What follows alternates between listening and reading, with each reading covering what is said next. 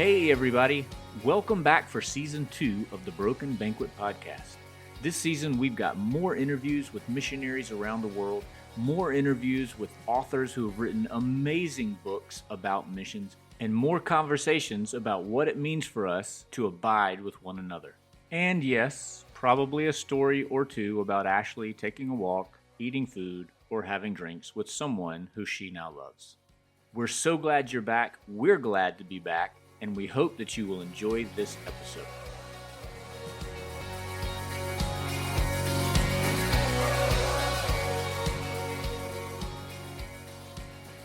I lost my pillow. Uh-oh. Hang on. Got it. My back. We have to make sure everyone is comfortable for this podcast. I've got my foot up. Yeah. I've got Band-Aids on and a little bit of ice. Because missional relationships are all about comfort. I mean, Mission, top priority. About us being comfortable. Hey, Ashley. hey, Will. How are It's you? been a long time. A long, long time. It hasn't been that I long. mean, I feel like we're not connected right now. I need a little bit more connection with my Will Bailey. Well, I'm not sure anybody has ever said that out loud before, but is there? Have you just got a lot going on? Yeah. Like, what's going on with you these days, Ashley? We've alluded to it. We have alluded to it, but in January/February of this year, and we're currently on May 16th, I interviewed with another church in another city, in another state, and I have said yes to that position. So I will be transitioning soon to the Woodlands Methodist Church in the Woodlands, Texas, as their pastor of missions. And so the last few months have been all about, oh my goodness, I'm uprooting my family, I'm uprooting my friends, I'm uprooting everyone. There's transition. I'm selling a house. I'm buying a house. Buying a house, farewell tour to see missionaries and people I love all over the world. But I am currently sitting in Conroe, Texas, in a brand new house that I bought last week, and the movers came on Tuesday, and today is Thursday. And I do say, I showed you a video, I think I'm pretty well set. It looks very nice. It looks very welcoming. You've got lots of space for missionaries to come and stay with you, which we will be taking you up on that as soon as possible. But hey, really quickly, because you mentioned health issues, and in the episode that aired, I think 3 weeks ago, which was our interview with Larry Dempsey. Yes. You mentioned at the beginning of that interview that you fell out of bed. Oh my goodness. You were still kind of dealing with, like, what the heck happened? Do you have any more information for our readers who I'm sure our listeners who are dying to know what the heck happened? Are you good? Are you ready to run a marathon? Are you ready to play soccer? What's going on, Ashley? Well, I totally forgot all about that. It was a blur that we recorded that episode while I was in Thailand with our Russian friends, our New Zealand friends, and the guest on our podcast today. But yes, I had indeed fallen out of bed, fallen down, and it turns out I broke my foot. Now, even more fun than that is our sweet, wonderful mission partner named Nate Hutchison, who is from New Zealand, who has been on this podcast 3 times. He might have kicked some elephant dung on me, which might have gotten into the wounds on my foot, and which may have infected my foot, so much so that I think last night I was running a fever, and maybe it did break in the middle of the night. But I think I am due a visit to the doctor for a follow-up when I get back to the Shreveport. Yeah. These are stories. Way to go, Nate. Nate, I hope you're listening, and I hope you have no guilt at all whatsoever. It could have happened to anyone. Anyone could have kicked elephant dung on me. Nate, if this winds up being the last episode I ever record of the Broken Banquet podcast, it's all your fault. But we did have a great trip. It was a beautiful trip. I was thankful to spend time with the Russians, with the New Zealanders, and to have that kind of quality time with them. Yeah. So now fast forward 3 weeks later, and you are sitting in a new house in the Houston, for those of us who are geographically challenged, in the Houston area of Texas. Yes, Northwest Houston. And when is your actual move date, start working date? When do those things happen? Well, so I'll go back to Shreveport on Saturday, celebrate Pentecost, which will be great. I'll be in Shreveport until June 9th, which is when I will go meet you and our favorite Boone family from Uganda. Spend some time. Can't wait. Spend some time with you all. And then I will come back on June 19th, have annual conference. We're hosting annual conference at our church the 20th through 22nd. And my last Sunday will be on June 23rd. And I'll even preach on that Sunday, which is quite exciting. And we'll probably pack up our things from our temporary housing and move down on June 24th and start at the Woodlands proper on July 1st. Well, I was going to try and say something out of recognition of the amount of emotions that I'm sure will be felt on that last Sunday. I don't think I could get through that sermon, but I'm sure you're going to do incredible like you always do. I have a lot of questions about that, and am still reserving my right to say, I don't think I can do this, but we'll see what happens. I have, I've outlined out that sermon, and it's almost. Wait, stop. Yeah. You said you've sloughed out that sermon. What does that mean exactly? Rough drafted it out. Okay. These are my words I come up with. Yes. Slough away. So I sloughed out my sermon. And it's almost as if it's a Paul-esque letter to Shreveport, to the Shreveport church. Philippian style versus maybe, That's what I was going to ask. Is this like a Galatians kind of letter? Okay. Philippians. Well, that's nice. I'm sure they'll be glad. I'm sure it's going to be amazing. Yeah. That's awesome. So, well, I know this is, there's a lot going on. I know there's a lot of emotions, a lot of feelings. I know you are excited about this next chapter and the opportunity that you've been given to come alongside this new church and the partners that they have. And I can't wait to see the things that they're going to learn from you and that you're going to learn from them. And all that stuff is super, super exciting. I know it's also hard to be doing this sort of a farewell tour and all that kind of stuff. My guess is that one of the things that is making all of this just a little bit easier for you is the fact that our guest today happens to be the person who is going to be becoming the new, what are they going to call it? Global Missions Director. Director of Global Missions. The new Director of Global Missions at First Methodist Church, Shreveport, who happens to be a dear friend of yours and a dear friend of ours and all the other missions partners. So you know that you are leaving us and these relationships and the church in incredibly capable and loving hands. Vicki, yes. Welcome to the Broken Banquet Podcast. Thank you, Will and Ashley. I'm so glad to be here. Ashley, would you like to do a proper introduction? Well, I would. I first met Vicki many, many years ago, at least 10, maybe 11 years ago. And one thing that I loved about Vicki was her contagious joy. She immediately fills every room she walks into with a beautiful, bright smile and this joy of Christ exuding from her spirit. It was easy to be drawn to her because of her love that she so freely shares with everyone she meets. She joined the Global Mission Committee pretty early. And I'll even say before that, I knew Vicki and loved Vicki because I worked with Vicki. She's the Accounts Payable person in our business office at First Methodist Church. So she and I knew each other from the very beginning. And that's one of the reasons why all of your global missions partners love Vicki, because Vicki signs the checks. That's exactly right. She makes sure you all get paid every quarter.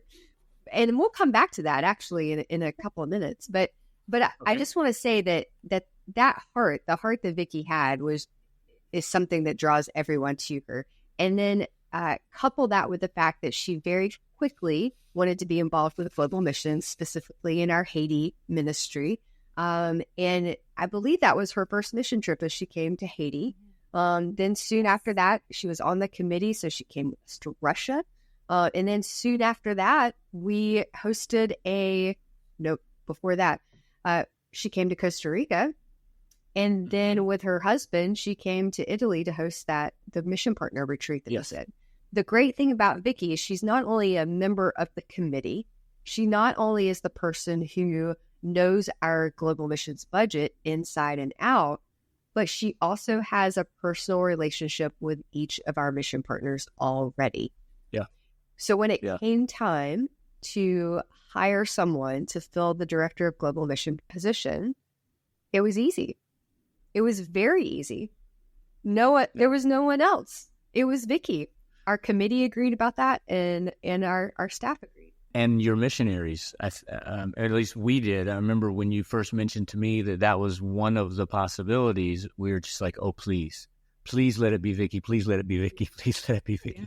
So what a relief for us, those of us who are also engaged in these relationships with you all, to know that sort of transition, that handoff of the position is going to be to someone who already knows and loves and is in relationship with us, that we're not going to have to start over again from square one, building a relationship with someone who has no idea who we are, what we do, and what we're about. So it was a huge relief for us. So that's Vicki. That's my sweet, lovable Vicki Lynn. And I'm so thankful she said yes. Well, is it my turn to talk? Sure. I guess. Well, I just want to say that was really nice. Those are really nice things you said. Makes me tear up just a little bit. I'm going to be honest, because it's, been an emotional ride the last few months.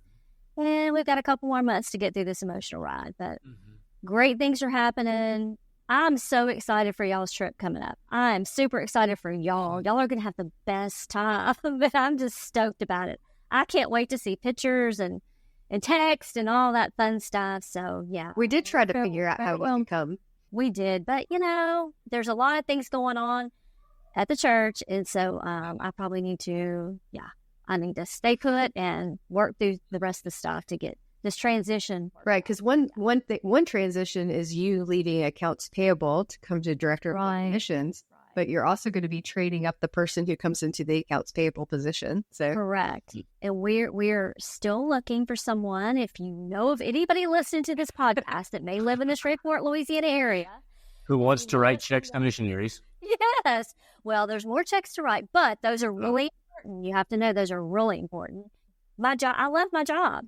But I love also the job that I'm going to be doing July 1st. And so, Ashley, you mentioned the trip that's coming up. Vicki, you acknowledged the trip that's coming up. And I just think it's so amazing that not only, I was telling somebody who we have a group of volunteers that are here right now, and one of them was asking what we were going to South Africa for.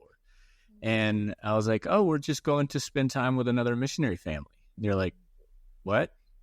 And so I got to talk a little bit about the how important that kind of time spent together and abiding with one another is to your church, and how incredible you all have been of giving us opportunities to do that kind of thing. But then the fact that, Vicki, you are as excited about the fact that we are going to do it as we are about going to do it. Like, to me, that's just, that runs so deep, that you recognize how important that time is going to be for my family, for the Boone family, and to have Ashley there with us. It just means a lot to us, that recognition. And I could see the wheels turning like this person that I was talking to was just like, she was like, that's not normal. I was like, no, it's not normal at all. You know, most people, that's not, you talk to most churches about engaging in missional relationships. This is not the first thing that comes to mind. You hope that eventually they'll get to a point where it is completely normal, but it's not ordinary. And we're just so thankful that we get the opportunity because of this partnership to do things like that are just so life-giving to us as a family. Like I have on my phone, when I unlock my phone, I have the little United app widget on there. And so it just it has a number, and it's the number of days until my trip. And so, you know, Isabella asks me, how many more days is it? I'm constantly telling Yolanda how many more days it is. And we're just so trying to enjoy the season we're in right now, which is exciting. We've got a lot of teams coming down to be a part of what's going on here this summer, but also just cannot wait to have that time with them in that place. So thanks to both of you for that gift. Well, I'm going to live vicariously through y'all while you're there. I will, and I'll think about you every day and pray for you every day that you'll have an amazing time, which I know you will. I've been on retreats with both of you before, and I know it is very fulfilling, and you abide with each other, and it's just a wonderful experience. So yeah, I'm excited for y'all. Vicki, do you want to talk just a little bit about your story of who you are and how you came to have this love? What cultivated this love for missions? Well, I would have to say that my first mission trip cultivated the love. You know, we had heard a lot about Haiti at our church back in, I guess, 2016, 2017. And we were transitioning you into global mission director at that time, or sometime around that time before that, actually.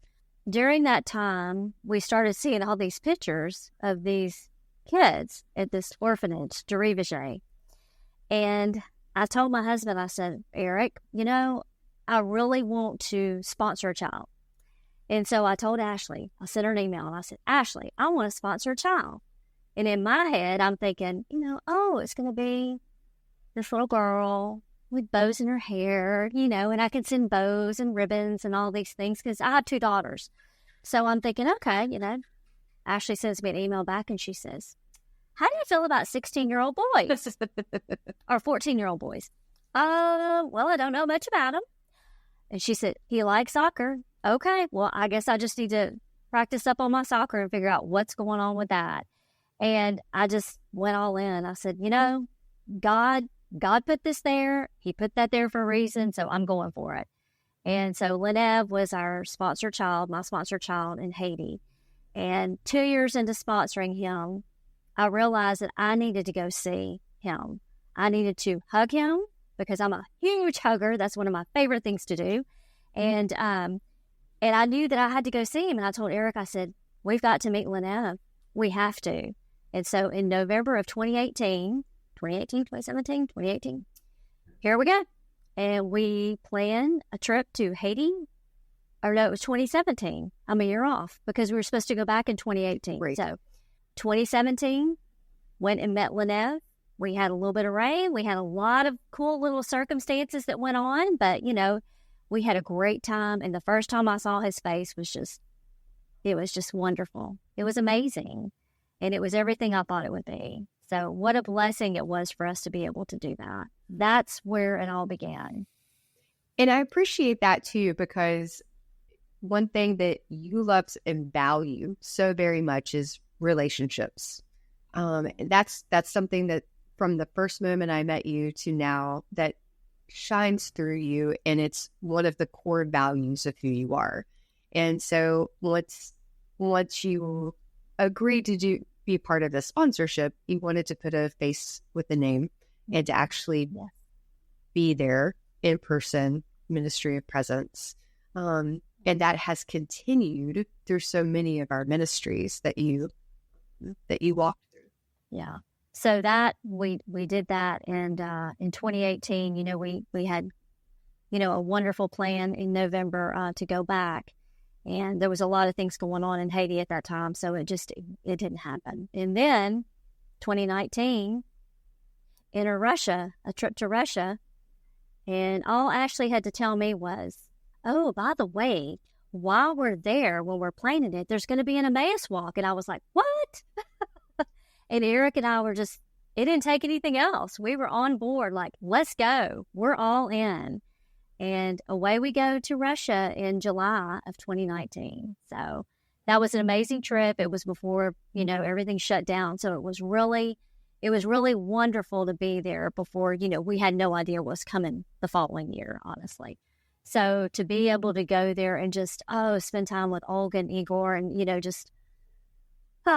all the people in Russia are just, they're amazing. They're amazing people. And wow, our buckets were full, just love and just, anyway. And so that was our next mission trip, which that's a pretty big deal. So I feel really honored that God laid that in our path for that year prior to all the things going on now. Ashley, I think we need to back up just a little bit, and maybe you can speak to this, because one of the things that we've talked about before in previous episodes is the idea of child sponsorship as a model for missional engagement. Sure. And we've acknowledged some of the pitfalls that come along with that. We've interviewed people who are in ministries that are intentionally moving away from that model into family restoration models. So I think in order to not just leave people kind of scratching their heads, can you talk a little bit about what the relationship between First Methodist and Derivager and the people there and the way that you guys have been involved with that ministry, just to kind of clear up any confusion that maybe people might have at this point about that in particular? Is that another picture? What did you hang the pictures in your new house with? Because that's 3 of them that have fallen since we've been on this call. Gosh, something has happened. It's really weird too, because the wind is blowing so bad and it's raining so hard. And the realtor put a flower arrangement on the front door, and it keeps knocking on the front door. So, well, that's a great question, and I'm really glad you asked that. I was going to bring it around at the end to show after we went on all of the trips that Vicki had gone on. I was going to bring it back to the end, because that's something that she was a pivotal part of from beginning to end of this ministry in Haiti. In 2013, when I arrived at First Methodist Church, the big partnership that First Methodist had was in Haiti. And they were working with a children's home called Derivager and another one called Big House at the time.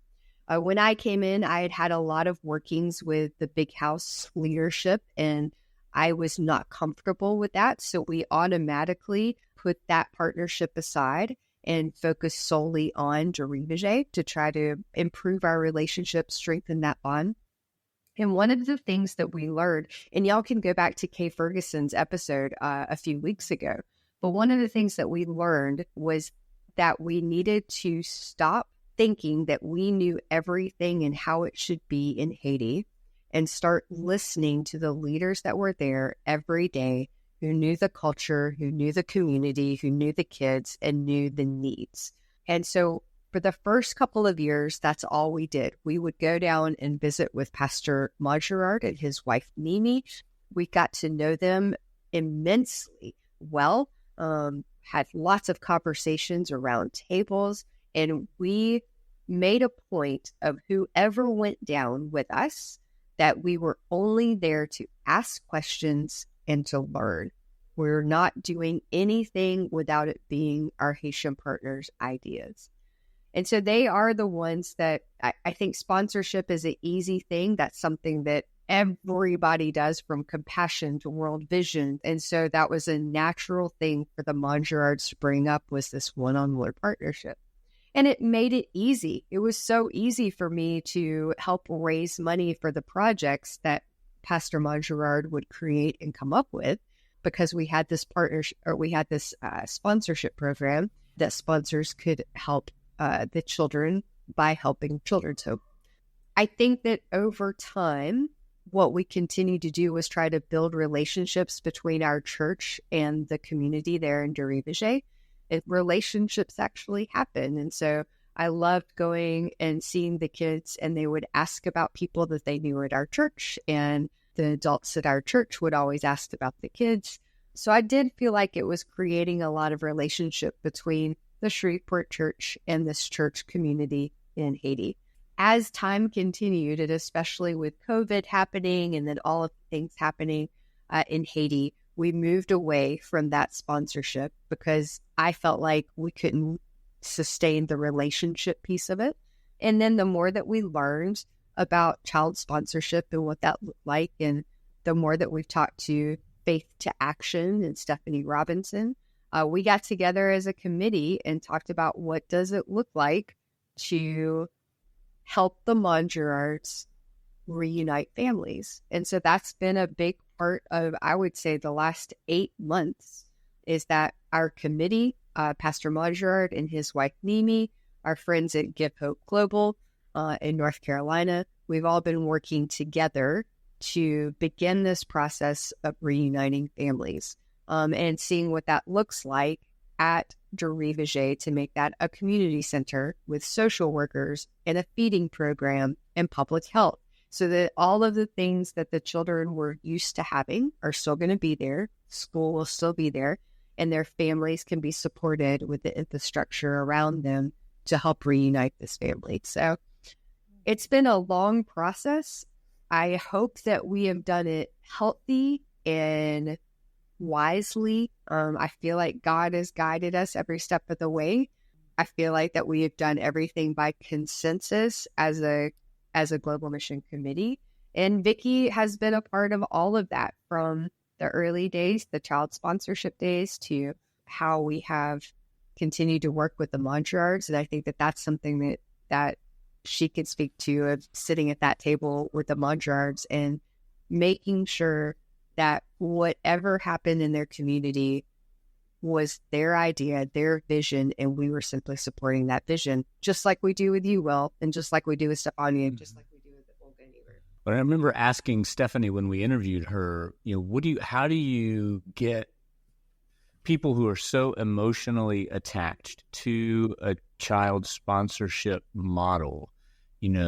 How on earth do you convince them that there might actually be a better alternative? And the fact that you all as a church have actually gone through that process during the life of this podcast. Not that I'm not saying that it's a part of that, but to love the fact that, because I've said from the very beginning, like, I'm not on this because I have all the answers. I'm on this because I want to learn and share. And if you all are also still in this process of learning and being moldable, and I just think that's great. I think it's great that you've gone in the direction that you've gone and through the process that you're going through in the way that you're doing it, but in a way that has put a premium on having your partners in Haiti as a part of the process and redefining that relationship. And thank goodness that they had the wisdom and the maturity to see, I guess, the value in the kinds of things or the dangers that you guys were becoming aware of. So I'm sorry we kind of gotten off track, because this is supposed to be a really exciting, uplifting episode about just how wonderful Vicki is. So can we just get back to that? Sorry. Yeah, totally. Well, where were we? We had just gotten back from Russia. And then I think your next trip was to Costa Rica to see some guy named Will. Yeah, That's some true. guy named Will. That guy that is doing this podcast right now. So the trip to Costa Rica, so my husband, Eric, had already gone. He had gone the year before. And I sent him off with my blessings and said, have a great time. And he came back so stoked about the work he'd done down here. I think he was working on the children's area, which is fabulous. It looks fantastic. It's really fun. And I was able to see that the next year in March of 2022. And going down there, I was just thinking, oh, wow, I just can't wait to see all this. And it was so exciting. We had the best time. And, just being in community with the people down there, with you, Will, with Yolanda, with Isabella. And, your mom was there, and just all the people at Costa Rica Mission Project. Y'all are so amazing down there. You know how to really do it. You are fantastic at what you're doing. And, you make everybody feel welcome. Yeah. And then it was easy to handpick the people to come to Italy to host the retreat. Can you hear Yeah. here? Like, I don't know if you can hear it, but it's pretty. exceptional. So, Vicki, how long has it been since you all found out that it would in fact be Vicki who was going to take over this position? Several months. So have you had much time, Vicki, to think about just sort of visioning and the things that you, of course, you want to hold on to and see kind of stay as they are, some new things that you think, you know what, now that Ashley's out of here, I can do this, or, you know what I mean? Of course, I'm sure you haven't thought about it quite that way, but I'm interested to know what your kind of hopes are for the global missions program at the church and the way that members of First Church Shreveport engage with us and with these different ministries. So the way I look at it is Ashley has pretty much set us up for success. I mean, that in my opinion is a great way to look at it. I don't really know what the vision of change is just yet. I mean, that's hard to say because everything seems like it's just kind of working along. And, I can thank Ashley for that. I don't see anything right now. I don't visualize anything right now that needs to be changed. Moving forward, there may be. My biggest goal is to keep the relationship strong and where they are and to abide with our global mission partners. I mean, and our global mission partners, when I say that, I don't mean that lightly because I say partners, but really our partners are our families. Yeah. They are families to us, and I think we are families to you. Our church is part of your family, just like you're part of our family. And I think we know that. That's something I love about our relationships.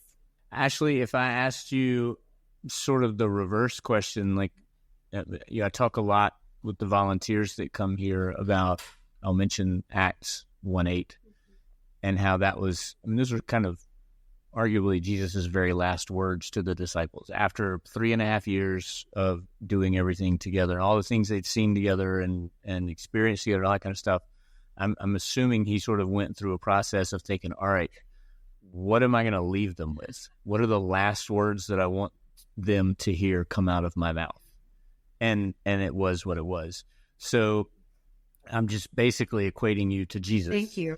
Great. Yeah, I know. But anyway, what do you really hope that is going to be kind of the thing that people will remember? If you had to narrow it down to one thing, what is the thing that you want them to? And if I'm ruining your sermon that you were going to preach on your last Sunday, I'm sorry. No, I've only sloughed it out, so I haven't. You only sloughed it out.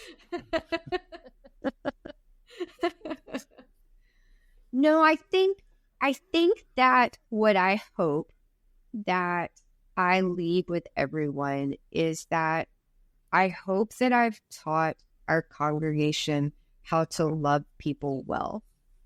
Meaning that I hope that love to them equals listening, being present, and empowering the people around us so that they can truly live into the person that they were created to be. I think there's just part of what is so unique about your vision for missions and mission relationships, because I wonder how many other people who have spent their lives coordinating missions in churches, if I asked them that same question, how many of them would answer it that way? And how many of them would talk about, other stuff that maybe has to do with results and productivity? And I don't know, maybe not. Maybe that's not fair, but I'm not at all surprised. I actually figured you were going to say those words, love people well. I kind of assumed that was going to be your answer. And we certainly have felt well loved by you all. And our hope and expectation is that we will continue to be in that kind of relationship with you all. And then see what doors might open to relationships in your new church. I'm excited that I get to visit Shreveport in November, and Vicki and I talked about this recently. I think obviously it's no secret, Ashley, how good of friends we are and how close our family is to you. And I think almost symbolically for the church to see Ashley's not here anymore, but look who's still here. And I hope that they will equate that then to all of those relationships with the other partners, who are in New Zealand and Australia and Czech Republic and Romania and Haiti and Russia. It's easier maybe for us to get there than anyone else. So almost kind of on behalf of the partners, I want to come and stand in front of the church and say, we still really covet this relationship with you all and are so thankful that we are part of your church family. So, and that's something I love about what we as a committee have created too, is that I think you can speak well for all of those people because you know them and you've spent time with them. And so you know how they're feeling. And so that's something that makes me smile so big that you're going to be there, that Vicki will be standing up there beside you at some point, and that their relationship continues on past my tenure. So it makes me very happy. Which is as it should be. I mean, I can't tell you how many partners over the years we've had that we thought were really solid partners.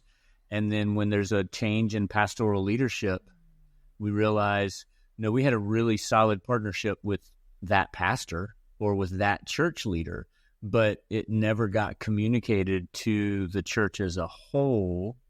Even though there were people coming down, it wasn't part of their identity as a church, as a whole, didn't include our ministry.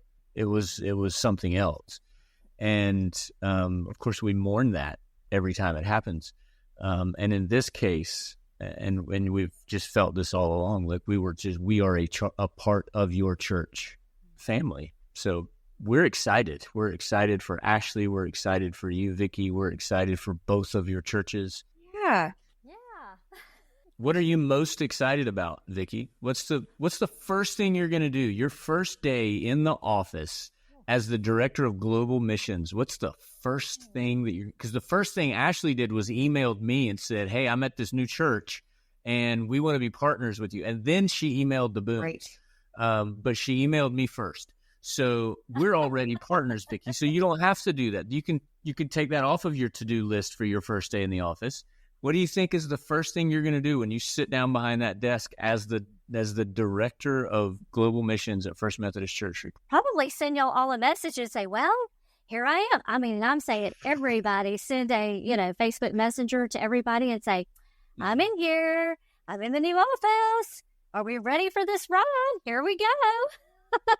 Well, it's very exciting. Very exciting. I can't wait to see all of the responses to that message, because it's just going to be great for you to, I think, feel everyone's excitement and encouragement. Yeah. I think that's a wonderful thing. I mean, that's perfect. That's the first thing you're going to do is lean into those relationships. Exactly. With your partners. Y'all have been so supportive of this upcoming transition, and to know that I have your support is just such a blessing to me. I feel the love, I feel the support, I feel it all, and it just gives me great joy, and it gives me relief, and just knowing that I know I can. Y'all got me. You're going to back me up, and you've got my back, and that means a lot. And I've got your back too. You know that we're present with each other, and so that means a lot to me. Ashley, what do you think will be the very last thing that you do before you leave your office on the last day at First Methodist Church, Shreveport? Well, This is the end of the last episode of Friends, like the last scene. What is this going to be? I guess it's putting the Friends apartments, the Lego apartments, in Vicki's new office with a key and saying, I love you. Where should we go have coffee? Yes. So, but how cool is that? That your last thing will be a gesture towards Vicki. Vicki's first thing will be a gesture towards all of us. There you go. Like, could this be any more healthy? Like, this is nauseating. Could this be any healthier? Now that can we speak in Friends references for the rest of the episode? If you want me to log out and it just be you and Vicki. because I would have no idea. Vicki, where's your first trip going to be? Where's your first solo trip going to be? You know, do I really want to say that, or should we all just be surprised? You could just be surprised. Okay. Not that I'm leaving you any money for the rest of the year, but See, you know, Will and I talked about that, by the way. okay. Talked about, you know, that budget. Yeah, we were trying to make plans, and she kept saying, nope, can't do that. Ashley spent all the money. I was trying to live up my last few months. I think when I go to work on Monday, I'm going to run a report and see how much is left. So, Well, and let's say this too. One of the things that I'm looking forward to in my new position is being a colleague of Vicki's and serving with her, like on the conference team for missions, and being able to maybe do some workshops or retreats together. And so I think she and I both have this vision of what it looks like moving forward in partnership as local churches. So. Well, you know, there are times when I sort of get frustrated and beat my head against the wall and just wonder if, you know, is anybody hearing what I'm saying? Are people learning anything through these experiences with us? Are people, I mean, I know they feel stuff, but is it like the right stuff? And are people's lives really being transformed and that kind of stuff? And Ashley, I know there have been moments where you have kind of wondered, like, are people getting what I'm wanting them to get? And I hope that already, since this has been announced, and between now and July, that will be affirmed for you over and over and over again, that you have done a wonderful job and have been a part of a huge transformation at that church in the way they understand what it means to be a church that is truly global. And I'm happy about that for you, because I think all of us who are in ministry, at least for the three of us, I know we don't do it to get accolades, but it is nice to feel like, at least from time to time, what we're doing is, you know, matters to somebody. And I'm sure you're hearing from a lot of people right now how much what you've done matters to them. And that makes me very happy. Well, y'all are going to make me cry. That's what Nate kept trying to do while we were in Thailand. I'm going to make you cry today. All right. Now I have a new goal for our trip to South Africa. Is make Ashley cry. Thanks so much. I will not kick elephant dung at you in an attempt to make you My cry. hope is to not be in a boot by the time our trip comes around. So here's hoping. Yeah. Hope so. Yeah. All right. Well, guys, it's been wonderful to spend this evening with you both. I'm so thankful that my family gets to be in relationship with both of you, and just can't wait to see what's next. Can't wait to see you, Ashley, in 3 weeks. It's 3 weeks from today is when we start our journey.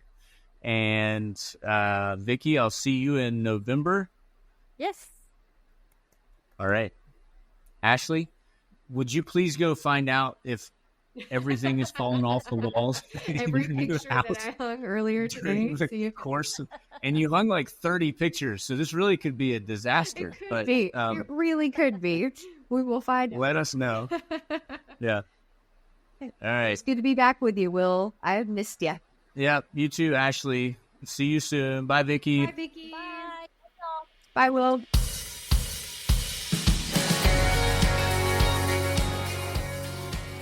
You've been listening to The Broken Banquet, a podcast by Will Bailey and Ashley Goad.